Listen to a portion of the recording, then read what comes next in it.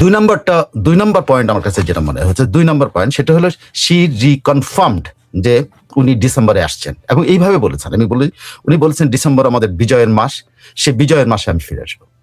December মানে ওনাকে যখন প্রশ্ন করা হয়েছিল উনি কবে আসছেন, কবে যাচ্ছেন, কি করছেন, এগুলো বলছে, তখন কিন্তু উনি 2 নম্বর পয়েন্ট উনি বলেছেন যে ডিসেম্বর মাসে উনি আসবেন। মানে এই যে মাঝখানে যে কথাবার্তাগুলো আছে যে সেপ্টেম্বরে আসতে পারেন, কালকে আসতে পারেন, পরশু আসতে পারেন, আদৌ আসবেন না, এই কথাটার মধ্যে কিন্তু এখন আর নাই। উনি স্পষ্ট ক্লিয়ারলি বলে দিয়েছেন ডিসেম্বর আমাদের বিজয়ের মাস, ডিসেম্বর মাসে উনি ফিরবেন। এটা হলো সেকেন্ড পয়েন্ট। 3 নম্বর পয়েন্ট আমার কাছে যেটা মনে হয়েছে যে তিনি যেটা বলছেন, যেটা সবচেয়ে অ্যাপিলিং যে কথাটা উনি বলছেন যে তিনি তার দল এবং তিনি বাংলাদেশের মানুষের জন্য রাজনীতি করেন এবং বাংলাদেশের মানুষের এই জন্য তিনি কাজ করেন এবং সেই জন্য বাংলাদেশের মানুষের কাছে উনি ফিরে যেতে চান। সেখানে উনি একটা চমৎকার একটা ফ্রেজ বলেছেন, যে ফ্রেজটা আপনাদেরকে আমি বলি। ইন্টারন্যাশনাল কমিউনিটির কাছে আহ্বান জানাচ্ছে, save Bangladesh, please save Bangladesh, plus I will return to the people, I believe in them, I love them, I'll return to them.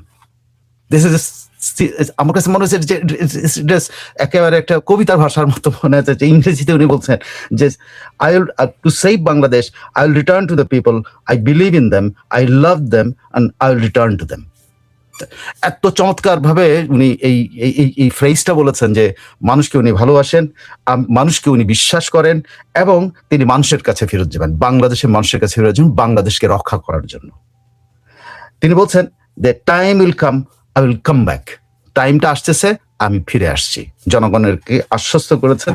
এবং উনি বলছেন যে তার এইটার সাথে তার উদ্দেশ্য, দেশে ফিরে যাওয়ার উদ্দেশ্য একটা, যে reconstruction and renewal of democracy, বাংলাদেশের পুনর্গঠন, বাংলাদেশকে পুনর্গঠন করা এবং বাংলাদেশের গণতন্ত্রকে পুনরুদ্ধার করা, এইটা রিনিউয়াল, এইটা হলো তার একমাত্র উদ্দেশ্য। এবং তিনি বলছেন I want to stand by the people, beside the people, এরকম 2-3টা ভাবে বলছে। I want to stand by, আমি জনগণের পাশে দাঁড়াতে চাই, জনগণের এই দুরবস্থার সময় আমি জনগণের পাশে দাঁড়াতে চাই, আমি তাদের পাশে থাকতে চাই।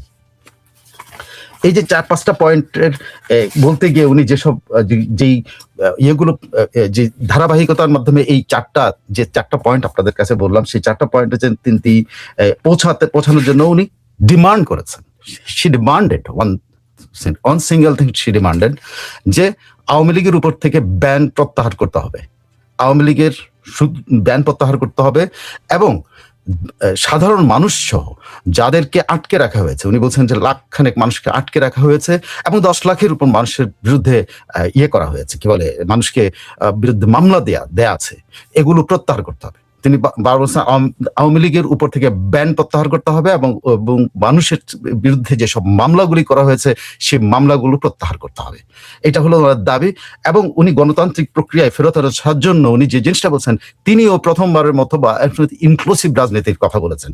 এখন আর উনি এই পুরো মধ্যে তিনি আমি কোনো ব্যক্তিগত বিষাদাগার বা ব্যক্তিগতভাবে কাউকে উনি কিছু বলেছেন, এইটা শুধু ইউনূসের নামটা উচ্চারণ হয়েছে, উনি ইউনূসের যে খারাপ কাজগুলি করেছে, যে মাস্টার মাইন্ডিং করেছে, এগুলোর কথা বলতে গিয়ে ইউনূসের কথা আসছে। আর আদারওয়াইজ এখনকার পরিস্থিতির উনি বর্ণনা দিয়েছেন।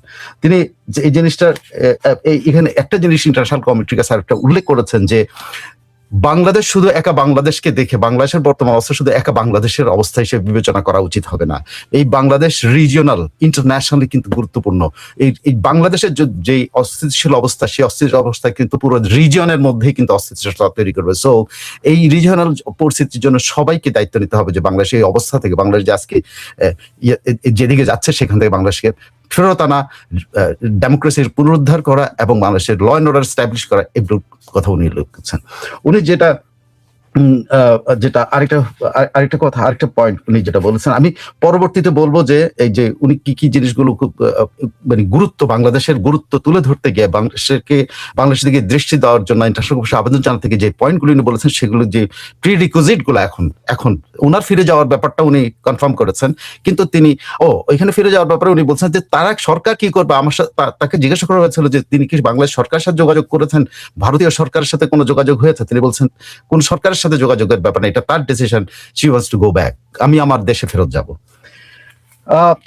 এখন যদি আপনার আমরা ধারাবাহিকভাবে যে পয়েন্টগুলো বললাম, পয়েন্টগুলো বলতে এখন আমি আসি যে যে পয়েন্টগুলো নিয়ে উনি সবচেয়ে বেশি ইয়ে করছেন আমার কাছে, আমি পয়েন্ট আউট করেছিলাম।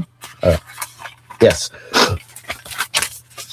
তিনি যে পয়েন্ট আউট গুলো করে এই ধারাবাহিক একটা বক্তৃতার মধ্যে যে দাবিগুলো করেছেন সেটার প্রেক্ষাপটটা উনি কিভাবে আনছেন, যে কারেন্ট বাংলাদেশ সিচুয়েশনটা বর্ণনা করেছেন। তো কারেন্ট বাংলাদেশ সিচুয়েশনটা আমি আর ধরা দেব, উনি কি বলেছেন। কারেন্ট বাংলাদেশে উনি বলছেন বাংলাদেশের বিচার ব্যবস্থা নাই, বাংলাদেশে আইন শৃঙ্খলা পরিস্থিতি নাই, বাংলাদেশের নারীরা নিরাপদ না, বাংলাদেশের শিশুরা নিরাপদ না, বাংলাদেশে শুধু আওয়ামী লীগ কর্মী না, তিনি বলেছেন বাংলাদেশের ব্যবসায়ী শ্রেণীকেও বহু ব্যবসায়ী এখন পলাতক আছে, বহু ব্যবসায়ীকে জেলে আটকে রাখা হয়েছে, বাংলাদেশের কনস্টিটিউশনাল অর্ডার নাই। তিনি এই জিনিসগুলো তুলে ধরেছেন যে বাংলাদেশে এখন কি পরিস্থিতি বিরাজ করছে এইটা। এবং উনি বলছেন যে কনস্টিটিউশনাল অর্ডার বলতে উনি যেটা বলেছেন, যেহেতু একটি সরকারকে কি বলে ইয়ের মাধ্যমে, এখানে একটা একটা বড় পয়েন্ট উনি বলেছেন যে ইন্টারন্যাশনাল কমিটি কেন দৃষ্টি দেওয়া দরকার, সেটা হলো বাংলাদেশের মিলিটেন্সি মানে উগ্রবাদ মাথাচাড়া দিয়ে উঠেছে। সো বাংলাদেশকে শুধুমাত্র বাংলাদেশের প্রেক্ষাপটে দেখা উচিত না, বাংলাদেশকে দেখা উচিত রিজিওনাল প্রেক্ষাপটে দেখা উচিত, ইন্টারন্যাশনাল পার্সপেক্টিভে দেখা উচিত বাংলাদেশে। এবং এটাও বলেছেন যে 2 বছর এবং এই সময়গুলোতে সকল সাজাপ্রাপ্ত মিলিটেন্টদেরকে ছেড়ে দেওয়া হয়েছে, তারা ফ্রি মুভ করতেছে, তারা বাংলাদেশে কি করতেছে নোবডি নোজ, এটার দিকে দৃষ্টি দেওয়ার জন্য না ইন্টারন্যাশনাল কমিটির প্রতি militancy is rising, extremism is rising. তারপর উনি যে ডেইলি লাইফ বলে কোনো জিনিস নাই, যেটা কারেন্ট পরিস্থিতি সম্পর্কে উনি বলতে নো হিউম্যান রাইটস, হ্যাঁ, শিশুরা নিরাপদ না, নারীরা নিরাপদ না, বয়োজ্যেষ্ঠরা নিরাপদ না। উনি মুক্তিযুদ্ধের চেতনার উপরে যে বা মুক্তিযুদ্ধের স্মৃতি ভাস্কর্য, উনি বঙ্গবন্ধুর 32 নম্বরের কথা শুধু বলেননি, বলছেন যে সারা বাংলাদেশের মুক্তিযুদ্ধের স্মৃতি প্রতি আক্রমণ করা হয়েছে। 1971-এর যে স্পিরিট, সেটাকে রিপ্লেস করার চেষ্টা করা হচ্ছে মিলিটেন্সির স্পিরিট দিয়ে। এটা কিন্তু খুব মানে তো বাংলাদেশ, উনি যেটা বলছে, Bangladesh crisis is not alone a Bangladesh crisis, এটা একটা রিজিওনাল ক্রাইসিসে পরিণত হবে যদি এটা চলতে দেওয়া হয়, যদি নর্মালসি বাংলাদেশে ফেরত না আসে, যদি ইন্টারন্যাশনাল কমিটি যদি এটার দিকে দৃষ্টি না দেয়, তাহলে কিন্তু এই জিনিসটা তৈরি হবে। মিলিটেন্সিকে উনি খুব বড় করে বলেছেন। ওকে, আরো পয়েন্ট গুলো যেটা অনেক অনেক অনেক বড় সেটা তিনি তার কি বলে ফিরে যাওয়ার ব্যাপারে যে শঙ্কার কথা বলা হচ্ছে, উনি ফিরে গেলে কি হবে, তো উনি বলছেন যে প্রথমত হচ্ছে এক্সাইল সম্পর্কে বলছেন যে এক্সাইল আমার কাছে নতুন কিছু না। এক্সাইল আমি এর আগেও ইয়ের সময় 75-এর পর আমাকে অনেক দিন এক্সাইলে থাকতে, 6.5 বছরের কথা বলছেন, এক্সাইলের মতো থাকতে হয়েছে। সো এক্সাইল কি জিনিস উনি জানেন। তারপর উনি ফিরে যাওয়া সম্পর্কে বলছে দেশে ফিরে যাওয়াটাও তার নতুন কিছু না, এর আগেও তিনি দেশে ফিরে গেছেন। আরেকটা কথা বলছেন যে কারারুদ্ধ হওয়া ওনার নতুন কিছু না, উনি 71-এ কারারুদ্ধ ছিলেন, তার মা সহ। তিনি এরপরে বহুবার কারারুদ্ধ হয়েছেন, কিন্তু কারারুদ্ধ হওয়া কোনো তার জীবনের কোনো নতুন ফ্যাক্টর না। সো তাকে যদি কারাবন্দী করা হয়, এটা নিয়ে উনি কেয়ার করেন না। উনি যেটা বলেছেন যে তার জীবনের প্রতি যে আক্রমণ, জীবনের শঙ্কার কথা যখন জীবন নিয়েও উনি শঙ্কা করেন, কারণ তার জীবনের উপর বহুবার আসছে, 13 টাইমস তার উপরে অ্যাটেম্প করা হয়েছে তাকে মারার জন্য। সর্বশেষ গ্রেনেড হামলা তিনি সার্ভাইভ করেছেন, যে গ্রেনেড হামলাতে অনেকেই নিহত হয়েছে। এটা তো উনি বলছে অ্যাটেম্প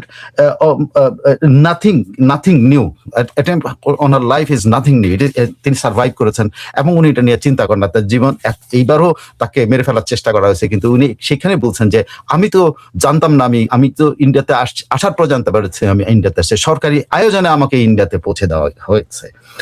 সো দেশে ফেরা নাথিং নিউ, উনি বলছেন দেশে ফেরাটা তার নতুন, মানে ইয়াতে এক্সাইল থেকে দেশে ফেরাটা নতুন কিছু না, এবং এক্সাইল তার জন্য নতুন কিছু না, কারাগার তার জন্য নতুন কিছু না, এবং তার লাইফের উপর অ্যাটেম্পটাও নতুন কিছু না। এটা নিয়ে উনি কেয়ার করেন না, because she survive for 13 Times or for 13 Times, খুব সম্ভবত উনি বলেছেন। তিনি বলছেন তিনি সবসময় এত কিছুর পরে she followed her father's path, work for the people, এবং সেটা উনি অব্যাহত রাখবেন। যে তিনি তার বাবার পথ, তার বাবাও এই বাংলাদেশের মানুষের জন্য জীবন দিয়েছে, তিনিও তার ফাদার্স পাথে উনি হাঁটবেন। উনি তারপর বাংলাদেশের মানুষের জন্য কাজ করা থেকে উনি দূরে সরবেন না। তিনি যেটা বলেছেন ডাজ নট কেয়ার, তিনি তার জীবন নিয়ে কেয়ারই করেন না, এটাও উনি বলেছেন, আমি আমার জীবন নিয়ে কেয়ার করি না। তারপরে দেশ এই পাশে দেশের পরিস্থিতি বলেছেন, অর্থনীতির কথা বলতে গিয়ে উনি কিন্তু খুবই একটা পয়েন্ট দিয়েছেন যে বাংলাদেশ এখন প্রতিদিন, উনি ইনফরমেশন দিয়েছেন যে বাংলাদেশ সরকারটা এখন প্রতিদিন ব্যাংক ব্যবস্থা থেকে 700 কোটি টাকা করে বড় করে এই সরকারটা চলতেছে। এই সরকার কিন্তু স্বাভাবিকভাবে চলছে না। এবং উনি বলছেন যে ইউনূস আমল থেকে শুরু করে এই পর্যন্ত, এই পর্যন্ত কি বলে, তার দারিদ্র উনি যখন ক্ষমতা ছাড়েন, তখন ক্ষমতা থেকে উনি যখন এই জঙ্গি টেক ওভার হয় তখন দারিদ্রের হার ছিল মাত্র 18%, কিন্তু ইউনূসের আমলে এসে সেই ইউনূসের আমল এখন সেটা বেড়ে দাঁড়িয়েছে 46.8%। 46 মানে উনি বলছেন প্রায় 30% মতো ইনক্রিজ হয়েছে দারিদ্র্যের বছর। এবং উনি বলছেন যে progress destroyed, business destroyed, general people are suffering. বলছে যে এখানে কে ক্ষমতায় আছে কে আছে, কিন্তু সাধারণ মানুষ সাফার করছে। সাধারণ মানুষের এই সাফারিংস এর থেকে মুক্তি দিতে হবে। এবং বলছে যে সাধারণ মানুষের জীবন বিপন্ন, এখন শুধু বিপন্ন সাধারণ মানুষ। এই 46.8% মানুষ তাদের দৈনন্দিন নিত্য প্রয়োজনীয় খাদ্যদ্রব্য পর্যন্ত সংগ্রহ করতে মানে জোগাড় করতে পারছে না, পভার্টি লাইন। এবং উনি বলছেন কত 700 কোটি এবং 2 কোটি শ্রমিক বেকার হয়েছে। উনি এক ইনফরমেশন দিয়ে 2 কোটি শ্রমিক, 2 কোটি তো বলছেন, এক্স্যাক্টলি ফিগারটা আমার খুব সম্ভবত 2 কোটি 20 মিলিয়ন or 2 মিলিয়ন বলেছেন। 2 কোটি না, আমার মনে হয় 20 লাখ শ্রমিক বেকার হয়ে, যেমন 2 মিলিয়ন বলেছেন খুব সম্ভবত। আমার এক্স্যাক্টলি এখন মনে সবকিছু নোট করে রাখতে পারি, ডিটেইল আরো পরে আমি হয়তো এই সম্পর্কে বলতে পারবো ডিটেইল।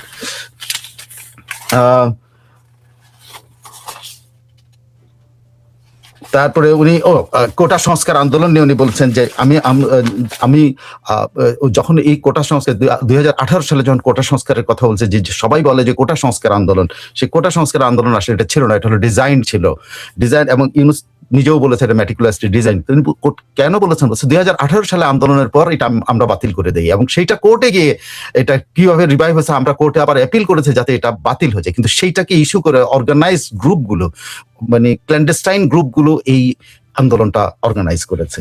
এবং তিনি বলছেন এর সাথে এটার স্বীকৃতিও ইউনূস নিজে দিয়েছে, এবং নিজের সব কিলিং সম্পর্কে উনি এটাও বলেছেন, দেখেন ওই সময় আমাদের সরকার একটা বিচার বিভাগীয় তদন্ত কমিটি করে দিয়েছিল, যে কমিশন করে দিয়েছিল, যে কমিশন এটা তদন্ত করবে, কিন্তু ইউনূস এসে সকল তদন্ত কমিশন কর্মকাণ্ড বন্ধ করে দিয়ে তারা এই সকল হত্যাকাণ্ডের কোনো তদন্ত করতে বাধা দিয়েছে।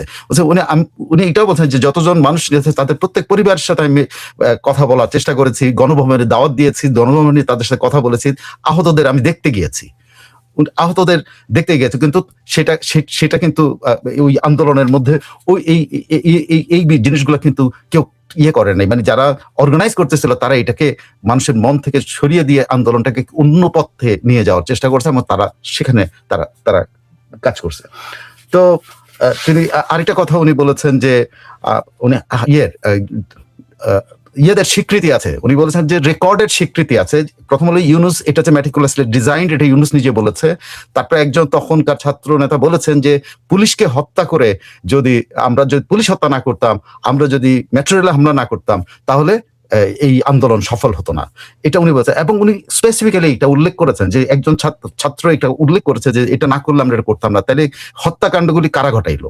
তারপরে উনি বলেছেন যে আরেকটা পয়েন্ট উনি বলেছেন যে আরেকজনের কথা, যে কি বলে, এনায়েতপুরের একজন বিএনপি নেতা নিজে ঘোষণা দিয়েছেন যে পুলিশ যদি আমরা হত্যা না করে এনায়েতপুর যদি হামলা না করতাম, তাহলে কিন্তু এই বাংলাদেশে এই বিপ্লব হইতো না। এটা এনায়েতপুরের একজন বিএনপি নেতা কিন্তু এটা বলেছেন, উনি এই রেফারেন্স গুলো কিন্তু দিয়েছেন। সেই জন্য আমি বলছি যে উনি শি ওয়াজ ওয়েল প্রিপেয়ার্ড, এবং মনে হলো যে প্রত্যেকটা মানে বর্ণনাগুলো উনি ধারাবাহিকভাবে এমনভাবে গোছানোভাবে দিয়েছেন যে আমার মনে হয় ইন্টারন্যাশনাল কমিউনিটির কাছে এটা কিন্তু একটা মানে ইয়ে বক্তব্য হিসেবে, মানে একটা কি বলে ফাউন্ডেশনাল বক্তব্য হিসেবে কিন্তু এটা আসবে, যে এই বক্তব্যগুলো যদি যাচাই করা হয় তাহলে ওই বক্তব্যগুলো যে তদন্তের আওতায় আনা যায়। উনি সি ডিমান্ডেড, আবার বলছেন যে টোটাল সবগুলো হত্যাকাণ্ডের তদন্ত হওয়া উচিত।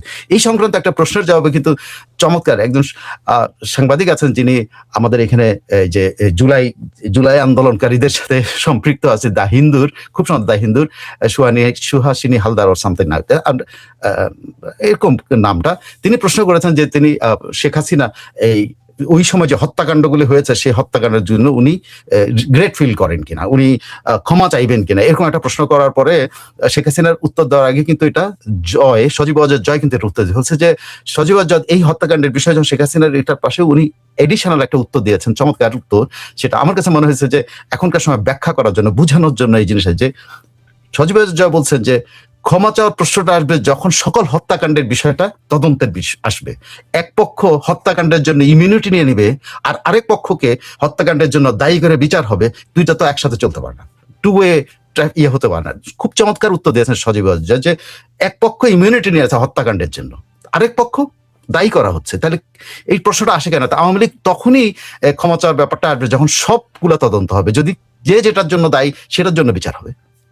এই আমার চমৎকার, আমার মনে হয়েছে যে সজীব ওয়াজেদ জয় টোটাল বক্তৃতার মধ্যে এটা ছিল সবচেয়ে হিটিং পয়েন্ট। এবং যে সাংবাদিকটা এটা করছেন ওনার সাথে কিন্তু আমাদের জুলাই এই জঙ্গিদের একটা রিলেশন মানে কি, ওনার আত্মার সম্পর্ক খুব সম্ভবত আছে। উনি বাংলাদেশে এসে বেড়ায়ও গেছেন, কিছুদিন আগে একটা সেমিনারে উনি জয়েন করেছিলেন। তো তার প্রশ্নটা ছিল খুব মানে মাপ চাওয়ার জন্য চাপাচাপি করার মতো অবস্থা ছিল। I don't know why she behave, একজন এরকম জার্নালিস্ট সাধারণত এরকম করে না, but she behave, she was convinced যে আওয়ামী লীগ ক্ষমা চাওয়া উচিত বা শেখ হাসিনা নিজেই ক্ষমা চাওয়া উচিত। এই জন্য আমার ধারণা কনভিন্স ছিল বলে এই সাংবাদিক এই প্রশ্নটা করতেন, এবং সেটার উত্তর সজীব ওয়াজেদ জয় চমৎকার ভাবে দিয়েছেন। আর শেখ হাসিনা দুই তিনটা প্রশ্নের যে জবাব, বিশেষ করে সুলতানার প্রশ্নের জবাবে শেখ হাসিনা সরাসরি বলছে যে আমি দেশে আসতেছি, আমি মানে সুলতানার মানে she should be proud of যে সে কুড টক উইথ, তার অনেকদিন ধরে আমি যতটুকু জানি শেখ হাসিনার সাথে একটু কথা বলা বা শেখ হাসিনার ভয়েস শোনা, এটা তার জন্য একটা ইয়ের মতো ভাইটামিনের মতো ব্যাপার ছিল। মানে তার মধ্যে একটা আকুল ইয়া ছিল যে শেখ হাসিনার সাথে যদি একটু কথা বলতো বা শেখ হাসিনার ভয়েসটা শুনতো, শেখ হাসিনা কেমন আছে এটা জানার জন্য। আমার ধারণা সুলতানা খুব খুশি হবে, এবং এই ব্রেভ জার্নালিস্ট যিনি সুদূর আমেরিকা থেকে ছুটে গেছেন শেখ হাসিনার প্রেস কনফারেন্সে জয়েন করার জন্য। তো দ্যাটস অল। আমার ধারণা আমি আপনাদেরকে মোটামুটি একটা সামারি দিতে পারলাম। আমি যখন পুরো টেক্সটটা পাবো, কোনো এক সময় যদি পুরো টেক্সটটা পাই, সেই পুরো টেক্সটটা পাইলে আমি আপনাদের সামনে টোটাল প্রতিটা পয়েন্ট, মানে আমি তো এখন গোছানো না, আমি জাস্ট শুনেছি, আপনাদের সামনে এসে একটা ধারা বর্ণনার মতো আমি দিয়েছি, যেটা আমার মেমোরিতে আছে যেগুলো। কিন্তু পুরো টেক্সটটা আমি যখন পাবো, অবশ্যই আমি টেক্সটটা পাবো, বা পৃথিবীর বিভিন্ন পত্রিকাতে এটা ছাপা হবে, আমি যখন পুরো টেক্সটটা পাবো, পয়েন্ট বাই পয়েন্ট আমি আপনাদেরকে আরেকটা বিশ্লেষণ তুলে ধরবো যে এই শেখ হাসিনার এই প্রেস কনফারেন্সটা কতটা অ্যাপিলিং, এবং ইন্টারন্যাশনাল কমিউনিটিতে কিভাবে এটা মেসেজটা যাবে, এটা আরো ডিটেইল আমি তুলে ধরতে পারবো। সো আমার ধারণা আজকের মতো বা এখনকার মতো এটা একটু এখনকার মতো আমরা শেষ করি। আর অনেকে অনেক কমেন্ট করেছেন, ভাই আজকে আপনাদের কমেন্টগুলো যদি আমি একটু করব, কমেন্টগুলো সবগুলো হয়তো আমি অ্যাটেন্ড করতে পারবো না, কারণ আমাকে আরেকটা প্রিপারেশন নিতে হবে, যে মাফ করেন আর কি, মানে জাস্ট 10টায় একটা প্রিপারেশন নিতে হবে, 10:30টায় একটা, আবার আপনাদের সাথে 11টায় আসার জন্য আমার একটা আগ্রহ আছে, চেষ্টা করবো 11টায় আপনাদের সাথে লাইভ আসার জন্য।